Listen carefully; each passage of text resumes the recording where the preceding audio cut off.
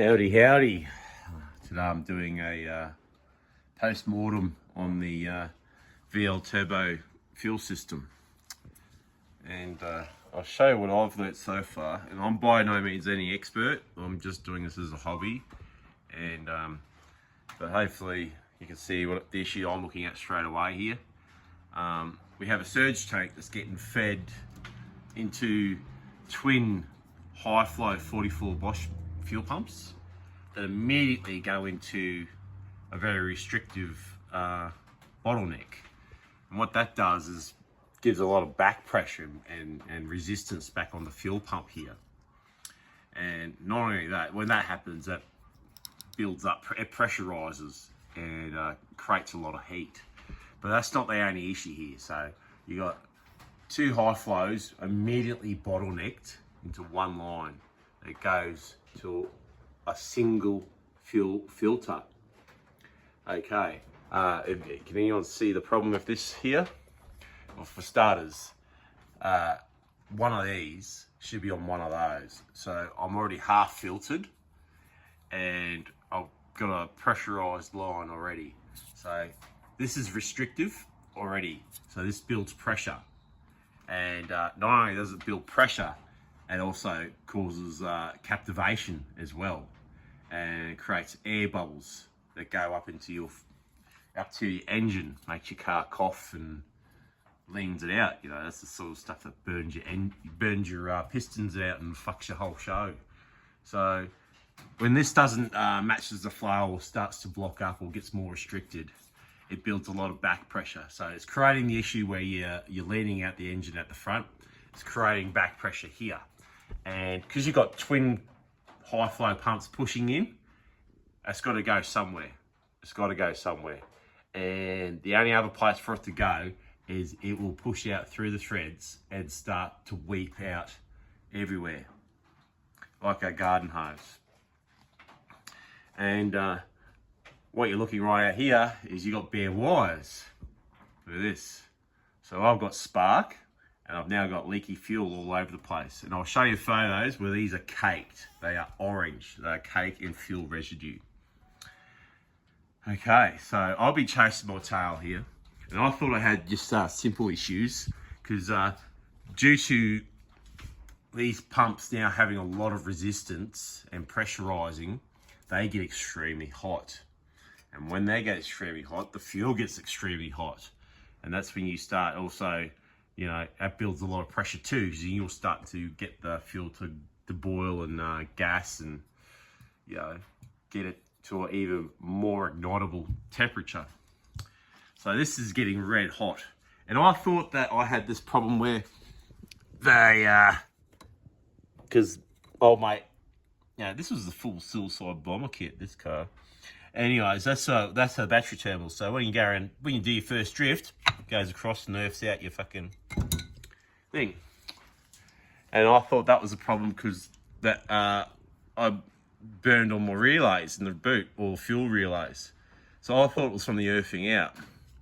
No, it wasn't. It was from these pumps getting glowing hot. And look at this. I don't know if these pumps are any good or if that's stress marks from heat and pressure or what. But yeah, I don't think those pumps are too happy.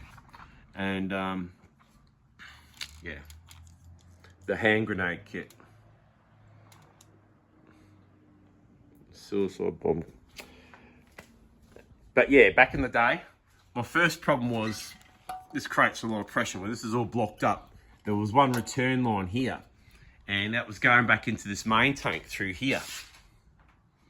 So I've had both fuel systems fully pressurized with red hot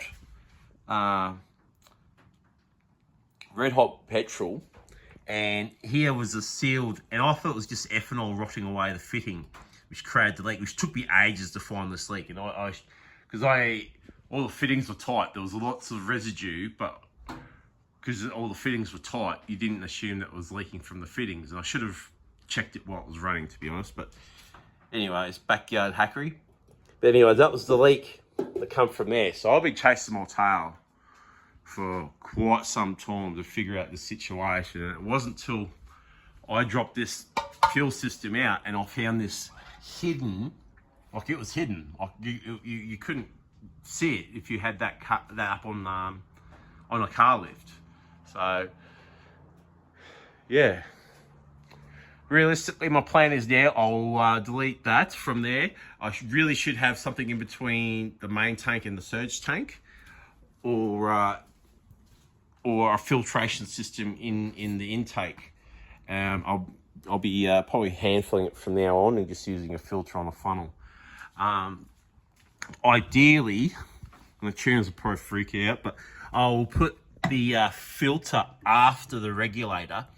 So if it does block up in future, then if it's going to pressurize, it's going to back onto the regulator, and the regulator is going to divert the fuel straight back to the fuel tank, keep everything nice and cool and running.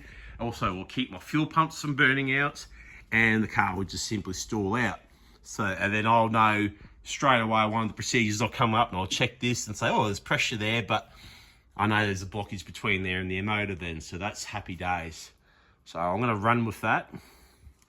But as always, when you're unemployed and broke, you know, that's the sliding scale of cars. You either got all the time in the world and no money, or you got all the money in the world and no time. So I'll get to stare at them. At least I've diagnosed this problem now, and this car seriously was an absolute death trap. This is, wow. This is like, yeah, this is Nagasaki level of suicide. Wow. You know, I'm glad I picked this up, because A, I was either going to go up in flames, or B, this motor was going to get leaned out and explode. Still don't know if I've done any damage to it. Hopefully I haven't, because I assume this problem's been with me my whole time I've owned this car, because it did chew a lot of fuel and it did have that weep. So yeah, upwards of 3,000 Ks with this issue that I know about. Yeah, well, we'll just sort it out, slap it back together and drive it till she breaks, mate. That's the only thing you can do, especially at this level. Be good, or be good at it. And yeah, that ain't good at it. That's a poser setup, and they intended this vehicle to not last long at all. Thanks guys, have a good one.